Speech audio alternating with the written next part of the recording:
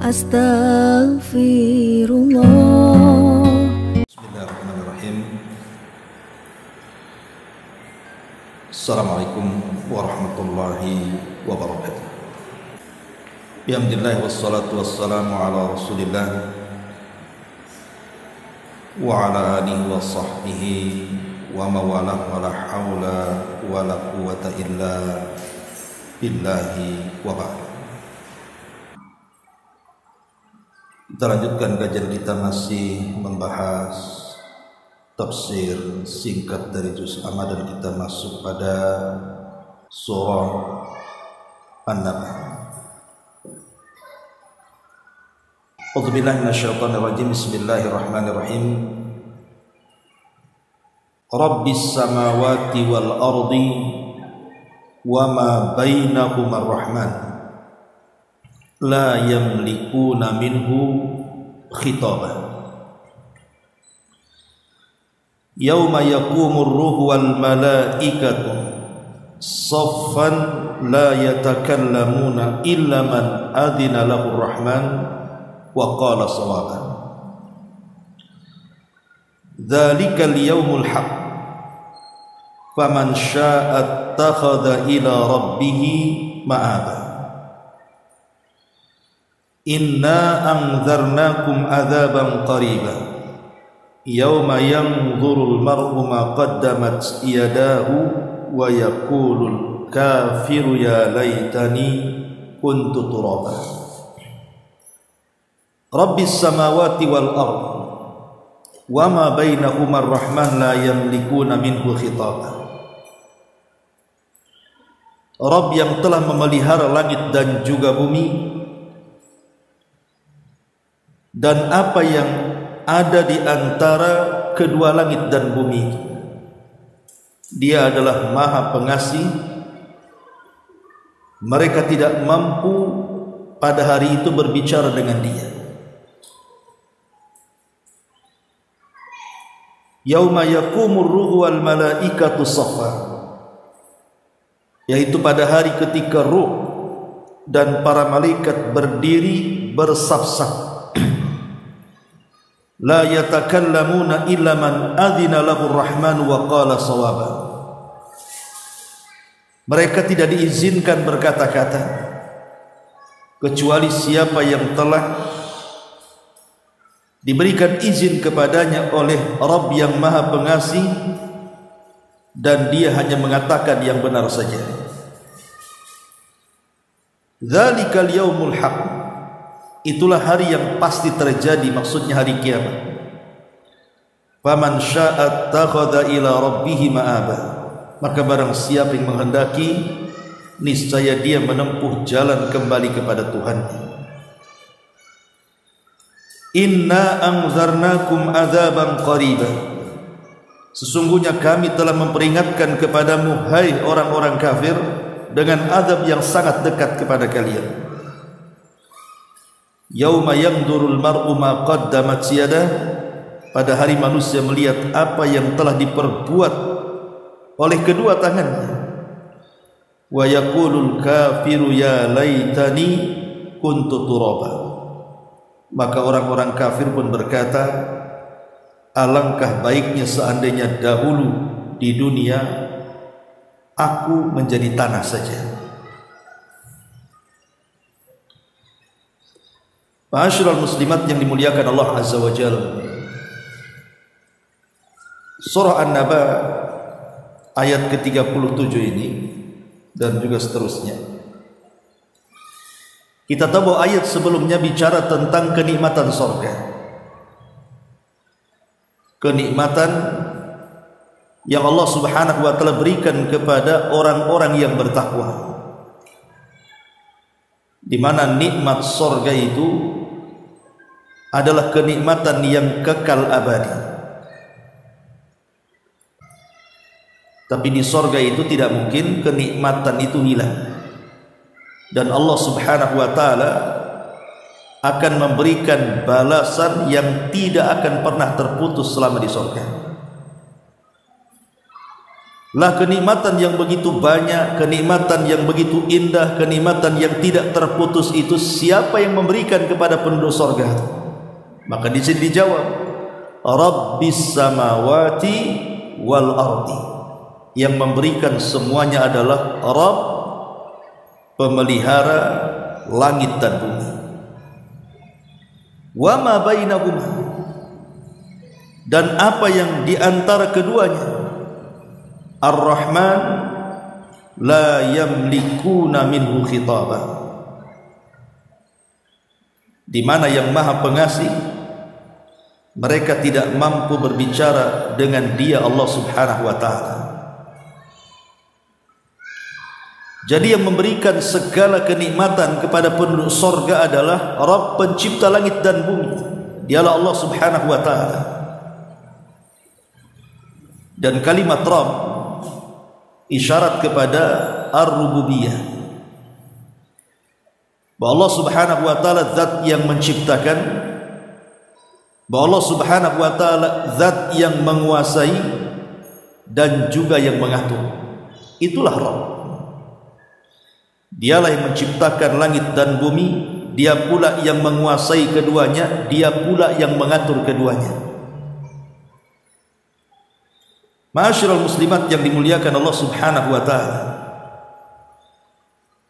ketika Allah Subhanahu wa taala mengatakan Rabbus samawati wal ardh, pencipta atau pemelihara langit dan bumi, apa hikmah Allah Subhanahu wa taala itu menciptakan langit dan bumi? Maka ini dijawab dalam surah An-Najm 31. Walillahi ma fis samawati wa ma fil ardi liyajziyal ladzina asa'u bima 'amilu wa yajziyal ladzina ahsanu bil husna. Dan milik Allah lah apa yang ada di langit dan juga apa yang ada di bumi. Untuk apa? Dia akan memberi balasan kepada orang-orang yang berbuat jahat sesuai dengan kejahatannya, dan dia juga akan memberikan kepada orang-orang yang berbuat baik dengan pahala kebaikannya. Jadi inti diciptakan langit dan bumi itu kan untuk kita manusia. Jadi langit dan bumi Allah ciptakan adalah untuk kita manusia. Dengan itulah kita akan dibalas oleh Allah Subhanahu wa taala. Apakah kita termasuk orang yang bersyukur ataukah orang kufur? Dan ini sebuah renungan. Ketika Allah Subhanahu wa taala mengatakan Rabbus samawati wal ardh, Rabb pemelihara langit dan bumi, pencipta langit dan bumi, pengatur langit dan bumi, bahwa Allah itu ala kulli syai'in qadir, atas segala sesuatu Maha mampu, sampai menciptakan makhluk yang jauh lebih besar, lebih sulit dibandingkan kita manusia. Makanya Allah Subhanahu wa taala mengatakan la khalqus samawati wal ardh akbar min khalqin nas walakinna aktsaran nasi la ya'lamun. Sungguh penciptaan langit dan bumi itu jauh lebih besar, kata Allah, dibandingkan penciptaan manusia. Tetapi kebanyakan manusia itu tidak mengetahuinya. Karena ada di antara manusia itu, orang-orang yang sombong, tidak berhajat dan tidak butuh kepada Allah Subhanahu wa taala. Padahal dia makhluk kecil di hadapan Allah Azza wa Jalla. Dibandingkan makhluk-makhluk Allah yang lainnya, dia tidak ada apa-apanya. Kok bisa sombong kepada zat yang menciptakan langit dan bumi? Padahal Allah menciptakan langit dan bumi itu jauh lebih besar dibandingkan menciptakan kita. Apa yang disombongkan di hadapan Allah Azza wa Jalla?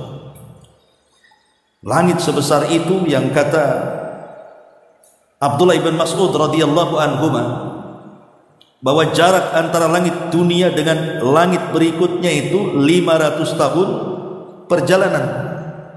Satu langit ke langit berikutnya itu 500 tahun perjalanan. Dari langit kedua ke langit ketiga 500 tahun perjalanan, dan begitu seterusnya. Ini kan makhluk yang sangat besar. Makanya seorang yang beriman kalau menengadahkan mukanya ke langit, maka dia pasti akan tafakur, akan merenung, akan berfikir bahwa di sana ada zat pencipta segala sesuatu yang ada di langit dan yang ada di bumi. Dialah Allah Subhanahu wa ta'ala. Makanya orang kalau melihat kepada makhluk Allah Subhanahu wa ta'ala kemudian tidak merenung, berarti masalah keimanannya. Karena satu malam Nabi SAW pernah izin kepada Ummul Mukminin Aisyah radhiyallahu anha untuk melaksanakan sholat malam semalam suntuk. Dia izin kepada istri dan mengatakan, wahai Aisyah, malam ini izinkan suamimu untuk berkhalwat dengan Allah Subhanahu wa ta'ala. Maka Aisyah radhiyallahu anha mengatakan, aku tidak sanggup berpisah dengan badan wahai Rasul. Tetapi kalau memang kau mencintai sesuatu, maka aku pun akan mencintai apa yang kau cintai. Maka Aisyah pun mengizinkan Rasul untuk berkhalwat semalam suntuk dengan Rabbnya. Salat malam dari ba'da Isya sampai fajar. Siapa yang kuat salat sepanjang malam itu? Kemudian sepanjang Nabi SAW salat malam itu, Rasul tidak henti-hentinya menangis. Sampai ketika selepas subuh, beliau mengimami salat subuh, kemudian berjumpa dengan Bilal. Bilal tahu raut wajah Rasul, karena kalau orang menangis semalam suntuk kan nampak bekasnya. Jadi Bilal bertanya, ada apa gerangan wahai Rasul? Maka Nabi SAW mengatakan, wailun umzilat alayya ayah, fawailun liman qara'aha wa lam yatadabbarha. Semalam turun kepadaku satu ayat wahai Bilal, celaka bagi orang yang membacanya tapi tidak merenungkannya. Kemudian Rasul membacakan surah Al-Imran 190. Inna fi khalqis samawati wal ard wa ikhtilafil laili wan nahar la ayatin liulil albab. Sesungguhnya pada penciptaan langit dan bumi dan berubahnya dari malam ke siang dan sebaliknya, itu tanda kuasa Allah bagi orang-orang yang diberikan akal. Artinya, kalau seorang mukmin memandang ke atas, ke bawah, ke samping, kiri, kanan dan begitu seterusnya, lihatlah makhluk-makhluk Allah di situ. Maka itu akan menambah keimanan kita kepada Allah Azza wa Jalla. Kemudian Allah Subhanahu wa taala mengatakan Rabbus samawati atau Rabbis samawati, bisa dua-duanya. Bisa dibaca Rabbus samawati wal ard atau Rabbis samawati wal ard. Wa ma bainahuma Ar-Rahman.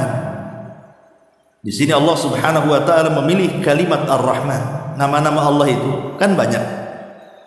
Ar-Rahman, Ar-Rahim, Al-Malik, Al-Qudus, As-Salam, macam-macam nama-nama Allah. Tapi kenapa dalam konteks ayat ini Allah lebih memilih nama Allah Ar-Rahman dibandingkan nama-nama Allah yang lainnya? Dan kalimat Ar-Rahman itu kan nama Allah yang tidak bisa selain Allah diberi nama. Karena nama-nama Allah itu ada 3. Ada yang tidak boleh bersyirikan, nama Allah kecuali hanya untuk Allah saja. Seperti Allah Ar-Rahman, itu tidak boleh. Ibu punya anak dikasih nama Ar-Rahman itu tidak boleh, kecuali Abdurrahman. Ya. Kemudian yang kedua, ada nama Allah itu boleh berserikat. Seperti Al-Aziz. Aziz boleh, ibu punya anak namanya Aziz, tidak masalah. Ya. Tetapi juga yang ketiga di sana ada sifat-sifat yang memiliki kekhususan nama bagi Allah Subhanahu wa taala. Apa nama-nama yang mengandung sifat kekhususan bagi Allah. Dia bukan nama Allah, tetapi di dalamnya terkandung sifat yang merupakan kekhususan bagi Allah. Ini pun tidak boleh. Nama anak kita diberikan nama seperti ini. Seperti mamanya memberi anak kepada anak kita nama Malikul Muluk, rajanya para raja, atau Ahkamul Hakimin, hakimnya para hakim. Itu tidak boleh, karena hakimnya para hakim ya Allah, rajanya para raja ya Allah, kan begitu. Walaupun ini bukan nama Allah, tetapi terkandung sifat yang merupakan kekhususan bagi Allah, tidak boleh kita beri nama anak-anak kita dengan nama-nama itu. Lah termasuk kalimat Ar-Rahman. Kenapa Allah memilih kalimat Ar-Rahman dalam konteks ayat ini? Karena ini bicara tentang hari kiamat. Jadi ini bicara tentang hari kiamat, di mana manusia akan dikumpulkan di padang mahsyar, dan kita tahu bahwa yang sangat dihajatkan manusia di padang mahsyar adalah kasih sayang Allah kepada mereka, rahmat Allah kepada mereka. Hatta iblis sekalipun berhajat kepada rahmat Allah Azza wa Jalla. Karena nanti pada hari kiamat, ketika Allah Subhanahu wa taala memasukkan manusia ke dalam sorga, itu bukan karena amalannya. Orang masuk sorga itu bukan karena sholatnya, puasanya, zakatnya, hajinya, qiraatul Qur'annya, zikirnya, silaturahimnya, birrul walidainnya, dan sebutkan ibadah macam-macamnya. Orang masuk sorga itu bukan karena ibadah, bukan karena amal, tapi orang masuk sorga itu karena rahmat. Tapi mendapatkan rahmat itu harus beramal. Kalau ibu ingin mendapatkan rahmat, ya beramal, beribadah. Lah dengan rahmat Allah lah kita dimasukkan ke dalam surga, dan dengan keadilannya lah kita dimasukkan ke dalam neraka, naudzubillah. Makanya Allah pilih kalimat Ar-Rahman di sini, karena konteksnya ini bicara tentang hari akhir, di mana semua makhluk berhajat kepada rahmat Allah Subhanahu wa taala. Kemudian Allah Subhanahu wa taala mengatakan la yamlikuna minhu khitaba. Pada hari itu, yauma yaqumur ruh wal malaikatu saffa. Pada hari ketika ruh dan para malaikat berdiri bersaf-saf menghadap Allah Subhanahu wa taala. Terjadi silang pendapat apa makna ruh dalam ayat ini. Ada yang mengatakan ruh adalah manusia, karena dalam manusia itu ada ruhnya. Artinya pada hari ketika manusia dan para malaikat berdiri, ini satu penafsiran. Ada yang mengatakan ruh ketika Jibril dan para malaikat berdiri bersaf-saf di hadapan Allah. Dan semua kata ruh dalam Quran itu biasanya diisyaratkan kepada Jibril, seperti Allah mengatakan tanazzalul malaikatu warruh pada surah Al-Qadar itu. Maka para malaikat di malam Lailatul Qadar itu turun, dan juga Jibril. Maka begitu juga dalam ayat ini, maksudnya adalah Jibril hadir di tengah-tengah para malaikat. Dan ketika Allah pisahkan ruh dari para malaikat, padahal Jibril kan malaikat, kenapa kemudian dipisahkan? Karena keagungannya, karena kemuliaannya, karena dia adalah pemimpin para malaikatnya. Jadi Jibril juga ikut hadir di situ bersama para malaikat yang lainnya. Yauma yaqumur ruhu wal malaikatu saffa, dan mereka bersaf-saf, berbaris-baris di hadapan Allah. La yatakallamuna illa man adina lahu rahman wa qala shawaba. Apa kata Allah? Mereka tidak bisa berkata-kata kecuali apa yang telah diberikan izin kepadanya oleh Rabb-Nya yang Maha Penyayang, dan dia hanya boleh mengatakan yang benar. Para ulama mengatakan bahwa ayat ini bicara soal syafaat. Ayat ini bicara soal syafaat, ya. Di mana kita tahu bahwa di antara syarat syafaat itu, pertama, izin Allah kepada orang yang akan memberikan syafaat. Jadi Allah Subhanahu wa taala memberikan izin kepada orang yang akan memberikan syafaat untuk memberikan syafaat kepada orang lain atau kepada manusia. Dan itu berdasarkan beberapa dalil dalam Quran, salah satunya Al-Baqarah 255, man dzalladzi yashfa'u indahu illa bi'idznih. Siapapun yang memberikan syafaat tidak bisa memberikan syafaat kecuali dengan izin Allah. Yang kedua, ridallahu lil masyfu' lahu an yushfa' fihi. Allah redha kepada orang yang akan diberikan syafaat. Jadi pertama, orang yang memberikan syafaat harus ada izin dari Allah. Yang kedua, orang yang diberikan syafaat harus orang yang diridhoi Allah. Baru orang itu akan mendapatkan syafaat. Lah di sini Allah Subhanahu wa taala mengatakan la yatakallamu. Mereka tidak boleh bicara. Tidak para nabi, tidak para malaikat, tidak orang-orang saleh, tidak para syuhada, tidak manusia, tidak jin, tidak malaikat. Semua diam. Tidak boleh bicara pada hari itu. Illa man adzina lahur rahman, kecuali orang-orang yang diberikan izin oleh Ar-Rahman yang Maha Penyayang Allah. Kepada siapa? Kepada orang yang akan memberikan syafaat. Semua diam. Malaikat diam, manusia diam, jin diam. Kalau malaikat diam, ya yang lain ikut diam lah. Padahal malaikat itu kan ibadun mukramun, hamba Allah yang dimuliakan. Apalagi di situ ada Jibril. Kalau malaikat diam, maka mimbabil aula, selain para malaikat, maka mereka tidak sanggup dan tidak mampu bicara. Kecuali orang-orang yang diberikan izin oleh Allah. Siapa mereka? Orang-orang yang akan memberikan syafaat. Baik syafaatul uzma Nabi SAW atau syafaat-syafaat yang lainnya. Karena kan yang akan memberikan syafaat itu kan bukan Nabi saja, tapi para Nabi, para malaikat, para syuhada, mereka memberikan syafaat. Ya. Kemudian waqala sawaba, dan yang akan diberikan syafaat itu harus mengucapkan kalimat yang benar. Semasa di dunia boleh jadi mungkin dia selalu mengucapkan kalimat la ilaha illallah. Semasa di dunia boleh jadi dia membaca Al-Quran.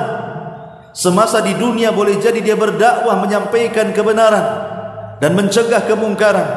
Semasa di dunia dia suka berzikir. Semasa di dunia dia suka mengucapkan kalimat-kalimat yang santun dan berusaha diam dari kalimat-kalimat yang kasar, kotor, laknat dan yang semacamnya. Jadi di sini syaratnya dua, izin dari Allah kepada yang memberikan syafaat. Yang kedua, redha dari Allah kepada orang yang akan diberikan syafaat. Siapa mereka?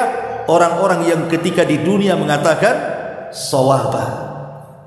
Shawaba artinya kalimat-kalimat yang benar. Ya. Kemudian Allah Subhanahu wa taala mengatakan dzalikal yaumul haq. Itulah hari yang pasti terjadi, maksudnya hari kiamat. Hari kiamat itu pasti terjadi. Sesuatu yang sudah jelas-jelas akan kedatangannya. Berdasarkan nas Al-Quran dan juga sunnah Nabi SAW yang sahih, maka dipastikan kedatangannya. Seperti hari kiamat.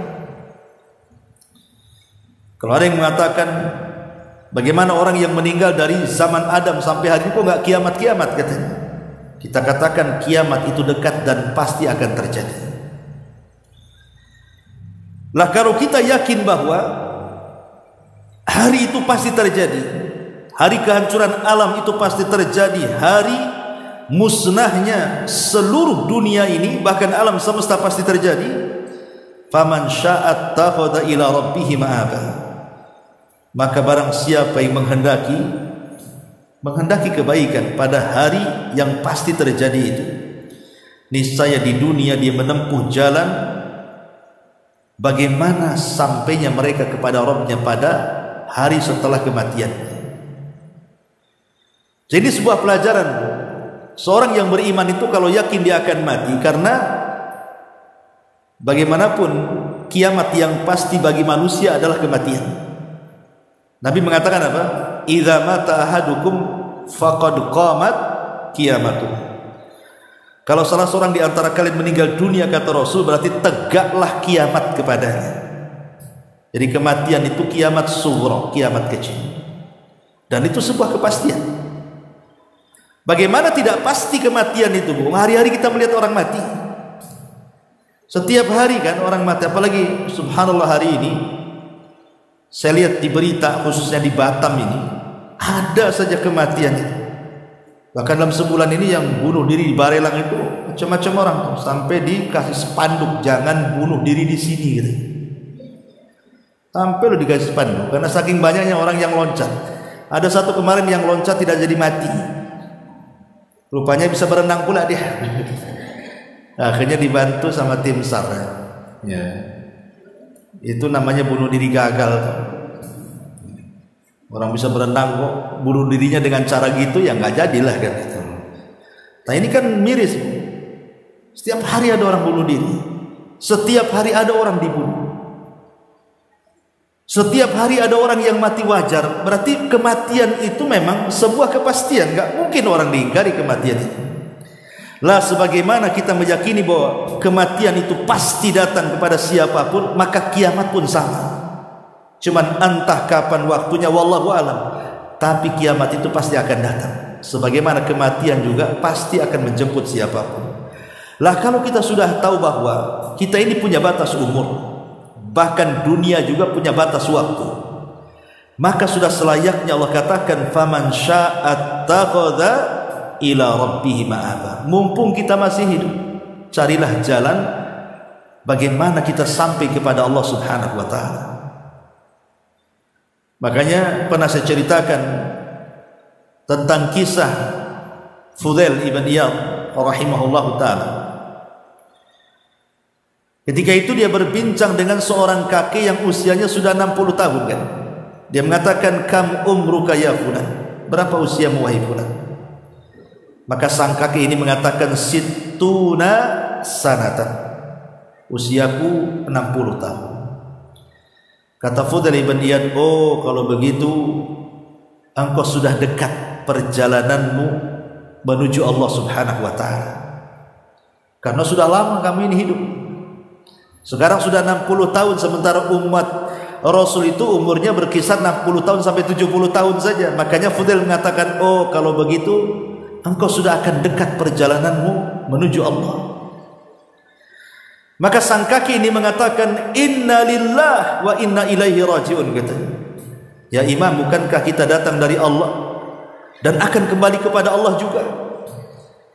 Maka Fudail ibn Iyad mengatakan, ya fulan, tahu enggak kamu tafsir inna lillah wa inna ilaihi rajiun? Maka sang kakek mengatakan, la, tidak. Idzan fassir lana, kalau gitu tafsirkan kepada kami seperti apa? Maka kata Fudail ibn Iyad rahimahullahu taala mengatakan, makna inna lillah artinya innana abdun lillah. Kalimat inna lillah, kita datang dari Allah, itu maksudnya kita ini dijadikan Allah sebagai hambanya. Kita ini hamba Allah, itu makna inna lillah itu artinya kita ini sebagai hamba.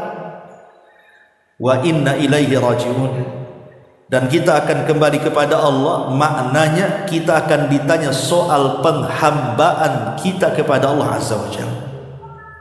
Kita akan ditanya sebagai penghambaan kita itu apa?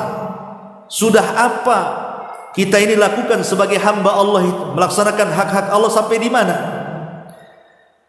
Maka kemudian kaki ini mengatakan, kalau begitu ya imam, kira-kira amalan apa yang kalau saya berhadapan dengan Allah, kemudian Allah bertanya soal kehambaanku supaya meringankan jawabannya? Maka kemudian Hasan al-Basri, Fudail ibn Iyad rahimahullah ta'ala mengatakan, ahsin fima baki yughfar laka fima madha wa fima baki. Kalau gitu perbaiki sisa hidupmu, maka Allah akan mengampuni semua dosa-dosamu yang telah berlalu dan dosa-dosamu yang akan datang. Nah sekarang kamu perbaikilah sisa hidupmu nih, yang sekarang kau jalani ini. Karena yang sudah lewat tidak mungkin kembali, yang akan datang belum tentu ketemu, yang memungkinkan sekaranglah yang kita berjalan dalam kehidupan. Inilah perbaiki, kata Imam Fudail ibn Iyad rahimahullahu ta'ala. Itulah makna faman sya'at takhadha ila rabbih ma'aba. Kemudian Allah Subhanahu wa taala mengatakan, inna anzarnakum adzaban qariban, sesungguhnya kami telah memperingatkan kepadamu wahai orang kafir dengan azab yang dekat, baik di dunia ataupun di akhirat. Di sini Allah Subhanahu wa taala hendak menakut-nakuti memberikan ancaman kepada orang-orang yang ingkar. Ingat, kalau kalian ingkar, azab Allah itu dekat dengan kalian. Jangan lagi cerita akhirat, di dunia saja sudah ditampakkan. Makanya lihat orang-orang yang Allah Subhanahu wa taala timpakan azab kepada mereka karena ingkarnya mereka kepada Allah Azza wa Jalla. Seperti orang yang zalim. Ya kan, banyak kisah-kisah bagaimana Allah mendahulukan azabnya di dunia sebelum akhirat kan orang-orang zalim. Dan itu banyak kisah-kisah. Ya. Kemudian Allah mengatakan yauma yanzurul mar'u ma qaddamat yadah. Pada hari manusia melihat apa yang telah diperbuat oleh kedua tangannya. Kapan ini? Ada yang mengatakan bahwa saat sakaratul maut. Jadi saat sakaratul maut itu orang akan memandang catatannya. Itulah yang disebutkan dalam surah Thaha, fakashafna anka ghita'aka al-yawma fabasaruka al-yawma hadid. Fakashafna anka ghita'a fabasaruka al-yawma hadid. Maka kami akan singkap tabir-tabir kegaiban, sehingga engkau akan melihatnya dengan tajam. Ada yang mengatakan bahwa saat sakaratul maut itu orang mampu melihat catatan amalnya walaupun hanya sesaat. Hanya sesaat dia tahu catatan amalnya selama hidup dia. Na'udzubillah, kalau seandainya hidupnya dipenuhi dengan dosa dan maksiat coba. Kemudian saat detik-detik sakaratul maut diperlihatkan, apa enggak ketakutan dia di situ? Makanya lihat ekspresi orang kematian itu kan macam-macam. Ada yang senyum, boleh jadi ketika membaca catatan amalnya semua kebaikan. Ya, ada keburukan tapi lebih banyak kebaikannya. Sehingga ketika dia sakaratul maut dia mampu membaca kalimat la ilaha illallah, mampu mengaji, sedang beribadah, bisa tersenyum, keringat di dahi dan macam-macam yang menunjukkan husnul khotimah. Atau mungkin sebaliknya. Ini penafsiran yang pertama. Penafsiran yang kedua maksudnya yauma yanzurul mar'u ma qaddamat yadah. Bahwa manusia itu melihat apa yang telah diperbuat oleh kedua tangannya. Dan ingat, kedua tangan ini maksudnya bukan tangan saja, karena tangan itu maksudnya mewakili anggota badan gitu maksudnya. Apa yang diperbuat badan dia di dunia. Matanya ketika di dunia memandang apa, telinganya ketika di dunia mendengar apa, kakinya ketika di dunia melangkah kemana, tangannya digerakkan kemana, hatinya diangan-angankan kemana, amalannya diarahkan kemana. Itu maksudnya qaddamat yadah itu. Karena semua akan dicatat, semua ada catatannya, tidak yang besar, tidak yang kecil. Allah itu mencatat dengan sangat detail. Dan yang dimaksud adalah yang kedua, yauma yanzurul mar'u ma qaddamat yadah, maksudnya kelak pada hari kiamat, di mana manusia akan disodorkan catatan-catatan amalnya, sehingga dia akan melihatnya.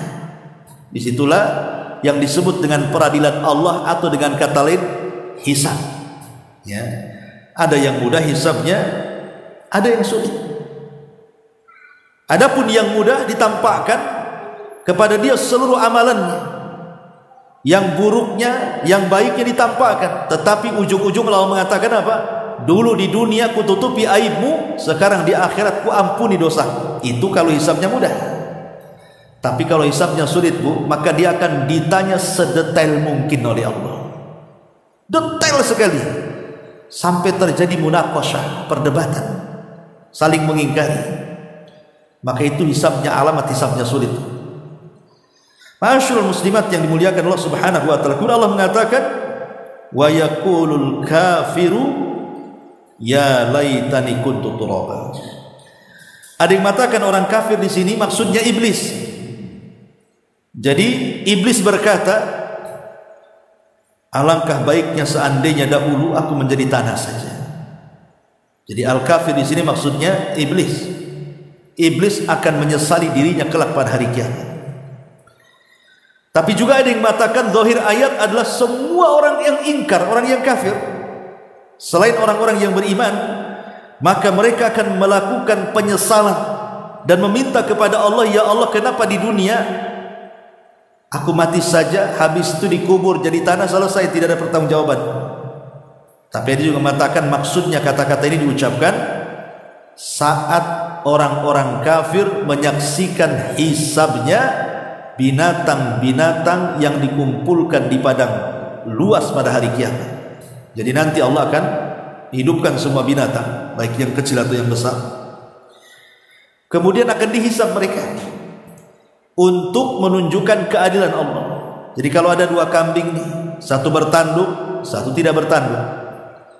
Yang tidak bertanduk di dunia asli ditanduk saja yang punya tanduk. Dia tidak bisa melawan, tidak punya tanduk. Nanti pada hari kiamat tanduknya akan dilepas, kemudian diletakkan di kambing yang tidak bertanduk. Kemudian Allah mengatakan, tanduklah dia sebanyak kambing itu menandukmu di dunia. Jadi terjadi kisos, hisab di sini. Ataupun mamanya kucing makan tikus kan itu. Nah, nanti di akhirat tikus pula makan kucing. Ya kan namanya hisab kan itu. Siapa menyakiti, begitulah caranya Allah Subhanahu wa taala akan membalaskan. Tapi mereka tidak akan masuk neraka. Binatang itu hanya sebatas hisab saja. Kalau sudah terjadi kisos, selesai sudah. Kalau manusia kan tidak, masih ada proses panjang lagi kan antara surga dan neraka. Kalau binatang sampai di situ saja. Kalau selesai hisabnya binatang, maka Allah akan katakan kepada binatang ini, kuni turaba, jadilah kalian tanah. Maka semua binatang pada hari kiamat menjadi tanah. Lah orang-orang kafir menyaksikan. Ketika mereka jadi tanah, maka orang kafir mengatakan apa? Ya laitani kuntu turaba, duhai kiranya kami juga jadi tanah seperti mereka, supaya jangan dihisab, gitu maksudnya. Ya. Dan ini salah satu bentuk penyesalan orang kafir. Apakah penyesalan ini bermanfaat bagi orang kafir pada hari kiamat? Tidak. Ketika mereka mengatakan ya laitani kuntu turaba, apa kemudian Allah jadikan mereka tanah seperti binatang? Tidak juga. Berarti kan itu hanya ucapan mereka saja. Penyesalannya tidak berguna. Karena penyesalan orang-orang kafir pada hari kiamat itu banyak sekali. Dicantumkan di dalam Al-Quran. Contoh umpamanya surah Al-Hijr ayat 2. Allah Subhanahu wa taala mengatakan, rubbama yawaddul ladzina kafaru law kanu muslimin. Orang-orang kafir seringkali nanti di akhirat menginginkan kiranya dahulu di dunia mereka menjadi seorang muslim. Jadi nanti orang-orang kafir itu akan menyesal, kenapa aku di dunia tidak menjadi muslim gitu. Kenapa aku jadi kafir? Tapi apakah kemudian penyesalan mereka berguna? Tidak berguna, karena mereka tidak mungkin balik ke dunia menjadi muslim. Sekarang waktunya hisab, bukan waktunya beramal. Kemudian Allah Subhanahu wa taala juga mengatakan dalam surah Al-Ma'arij ayat 11-15,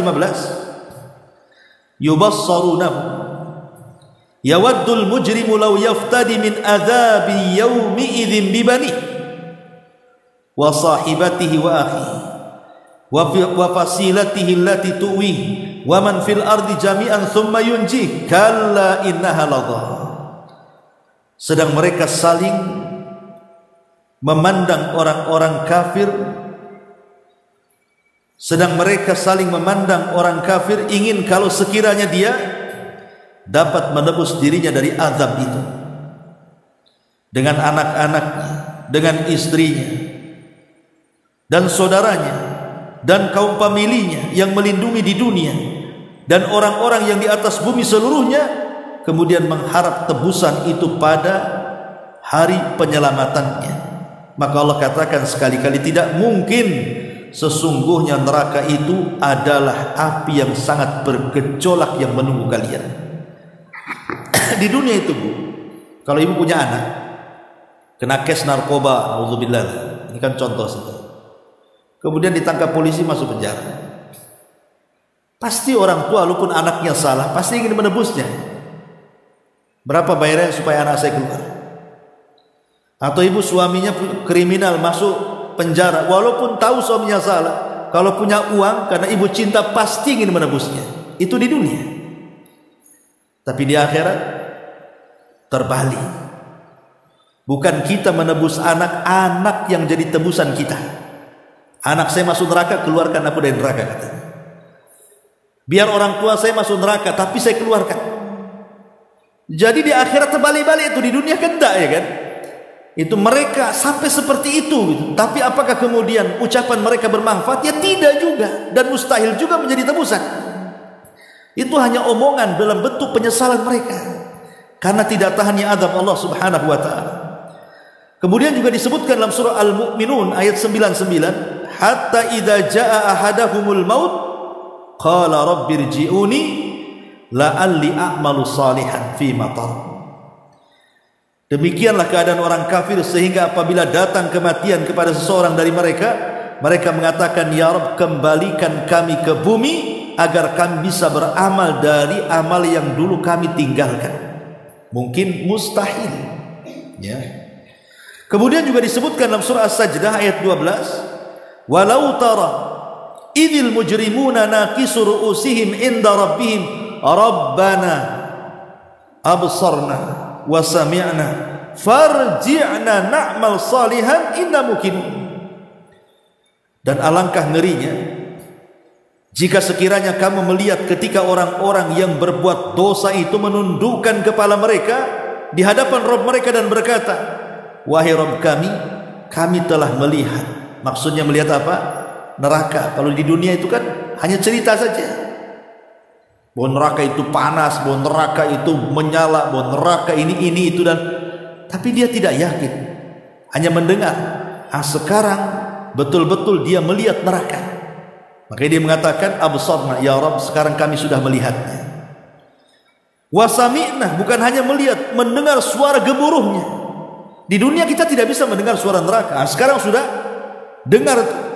Ketika orang-orang yang berdosa ini melihat betul-betul di hadapannya neraka dan gemuruhnya, baru mereka mengatakan apa? Farji'na na'mal salihan inna muqinun. Ya Rabb kembalikanlah kami ke dunia, kami akan mengerjakan amal saleh, sesungguhnya kami adalah orang-orang yang yakin sekarang. Kok yakinnya di akhirat nih gimana?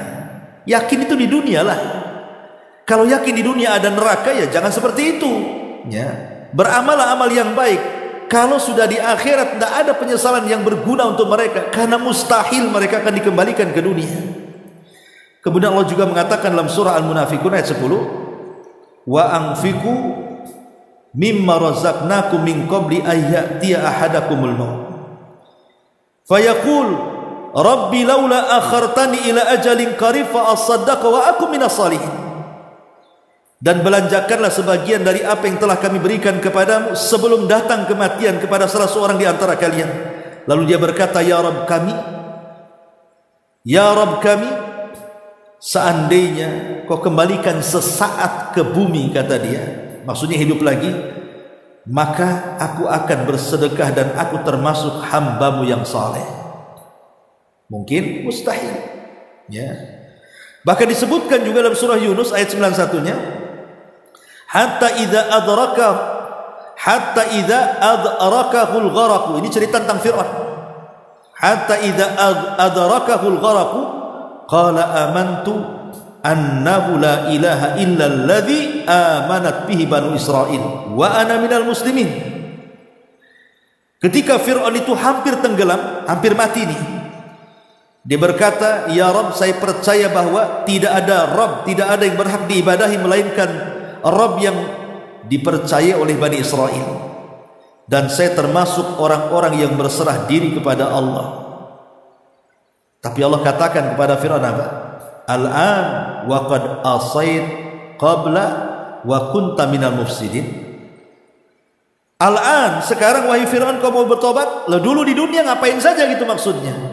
Kok mau tobat sudah nyawa di tenggorokan itu? Gimana ceritanya tobat ketika nyawa di tenggorokan? Al-an wa qad asaita qabl. Maka Allah katakan, apakah sekarang baru kamu percaya, padahal sesungguhnya kamu telah durhaka sejak dulu wahai Fir'aun, dan kamu termasuk orang-orang yang membuat kerusakan. Lihat penyesalan-penyesalan saat kematian, saat di kuburan, saat pada hari kiamat, tidak ada gunanya sama sekali, ya. Makanya Allah Subhanahu wa taala sampai mengatakan ketika penduduk neraka itu menjerit-jerit. Semua penduduk neraka menjerit-jerit.